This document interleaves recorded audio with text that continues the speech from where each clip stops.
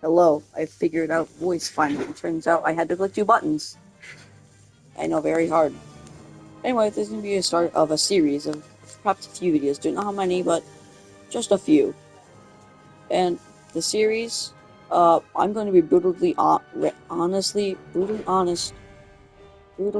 ranking tanks. It's going to be the start. I know I've done a video on the BM-8-24 just earlier today, but I gotta give my brutally honest opinion and ranking. Now, the chassis of this tank is pretty decent.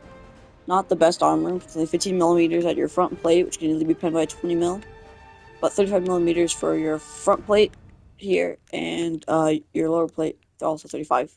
Sides fit also 15 millimeters. Back is less at 10, but there is 25 millimeters at the rear by the lower engine. So the structural steel is 150 millimeters. I don't know why you would need that just for the gun, but the overall performance of this vehicle's main show, which are its M8 82mm M8 rockets, which sound good on paper because 82 millimeters for a lot of penetration at a battle rating of 1.3 of all things, but the rockets at every angle, every range, only have 9 millimeters of penetration. Now comparing this to a popular low-tier vehicle, the Panzer II-C, putting its armor against this tank's rockets, you'll see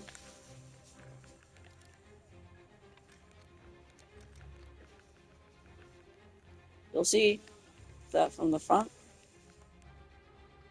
nothing. And for some reason they show up as HE shells, even though they're rockets. There are a few possible places you can pen, yes, such as there. You can sometimes pen from the side of the tank if you shoot it, or at least I did earlier in the video. I don't remember where. But if you're able to, only in certain spots, you are able, such as here. Like I said, you are able to just one-shot a tank. For the most part, you just cannot pen anything. This vehicle, like I said, is purely situational. It can only be used in certain situations, in cases where you're fighting something, like the Panzer One, where it's a completely open-top vehicle, which means it's susceptible to overpressure, which is the only thing this thing is generally good at doing. Hitting any open-top vehicle and instantly wiping it out.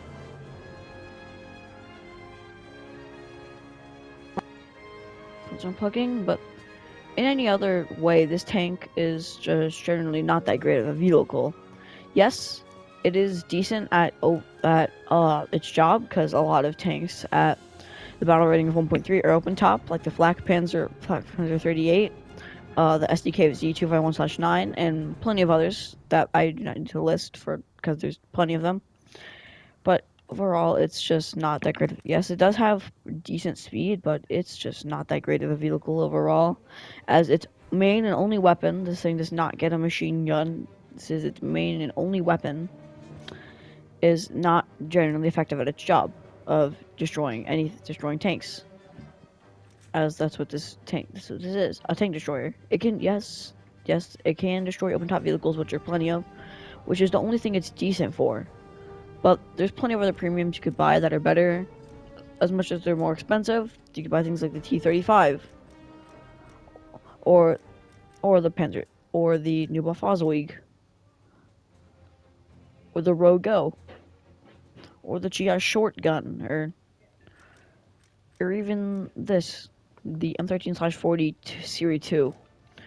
There are just plenty of other premium vehicles and regular just Tech Tree vehicles you could buy that are mounted by this. As much as higher BR, it does not usually get a good reputation for its traverse. Yes, 5.3 seconds, 5.3 degrees a second. This at 37 would be a much better vehicle, which I will cover in a later video and perhaps play on.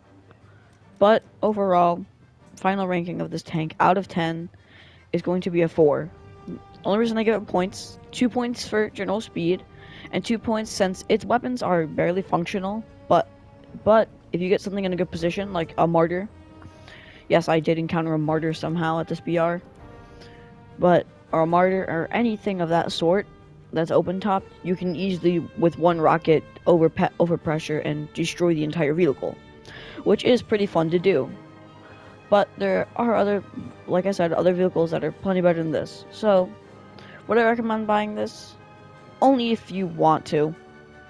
It's not a yes, definitely you should get this if you have the chance, or a no, you should never buy this. But if you ever just want to have a vehicle to have fun, that's generally cheap, this is a decent vehicle overall. Well, that is all. Thank you.